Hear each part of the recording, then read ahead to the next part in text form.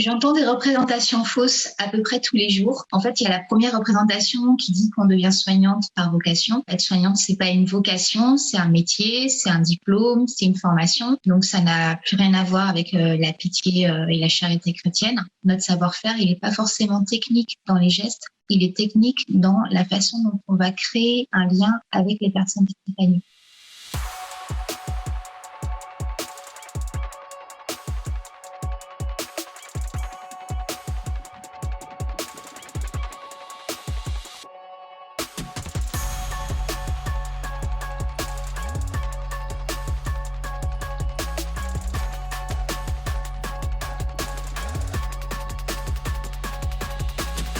J'ai souvent entendu la représentation, les aides-soignantes en EHPAD sont un petit peu les derniers de la promo, quoi. C'est-à-dire qu'on n'a pas voulu d'eux ailleurs, donc ils échouent là. J'ai toujours été aide-soignante en EHPAD ou dans des services de gériatrie par choix, parce que je suis devenue aide-soignante pour cette raison-là d'ailleurs, pour travailler avec des personnes âgées. Et on est dans l'accompagnement des personnes sur du long terme. Moi, c'est ce que j'aime dans mon travail, c'est de prendre le temps de connaître des personnes et de les accompagner et de faire un bout de chemin avec elles, en fait. On chemine avec des personnes et on est là pour elles jusqu'au bout.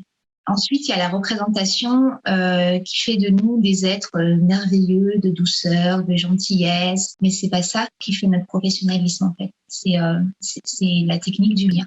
C'est une technique qui c'est pas forcément naturel, ça s'apprend aussi, mais c'est quelque chose de professionnel que nous revendiquons. Et notre professionnalisme est là, en fait, dans le maintien de ce lien. Le travail physique, c'est moins physique qu'il y a quelques années, c'est-à-dire qu'on a beaucoup plus d'aides techniques qu'on n'avait pas, avec des techniques aussi de manutention qui ont vraiment évolué. Le plus gros problème physique, en fait, c'est peut-être les variations d'horaire, l'alternance de jour et de nuit, qui là, par contre, sur les rythmes, peuvent nous impacter assez fortement.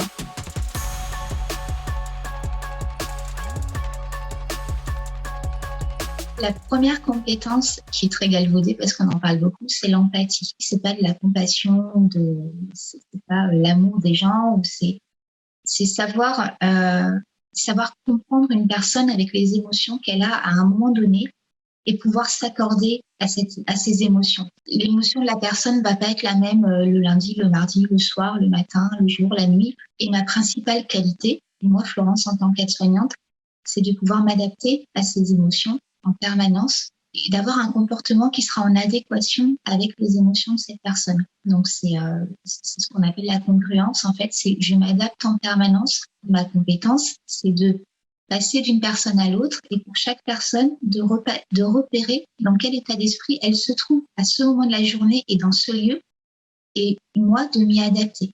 Même dans ma façon de marcher, dans ma façon de parler, dans ma façon de les regarder, en fait, toujours ces émotions vont s'adapter via ma façon d'être, via ma posture, via ma voix, via la façon dont je vais accomplir certains gestes, parce que je vais m'adapter à leur rythme, à ce dont elles ont besoin à ce moment-là. Et ça, c'est une compétence professionnelle. En EHPAD, c'est ça qui est bien, c'est qu'il y a une équipe et il n'y en a pas un qui est plus important que l'autre ou qui a le meilleur rôle que l'autre. On a tous notre spécificité à apporter et on est tous indispensables en fait pour fonctionner correctement. En fait, dès qu'il en manque un, c'est plus pareil.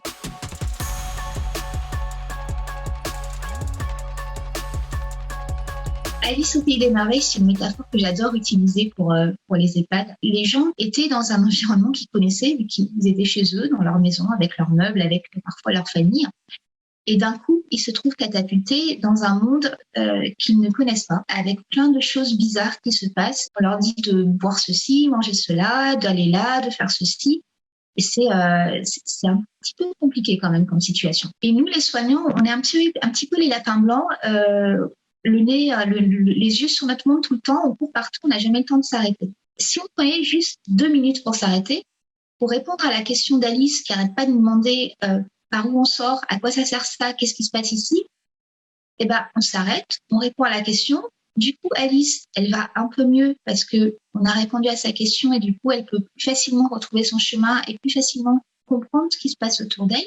Donc, cette métaphore du lapin blanc et d'Alice, c'est ce à quoi j'essaye de penser quand je suis un petit peu dans mon truc là, de me dire je suis en retard. Il n'y a rien de plus urgent que la personne en question et le plus urgent, c'est le bien-être de la personne.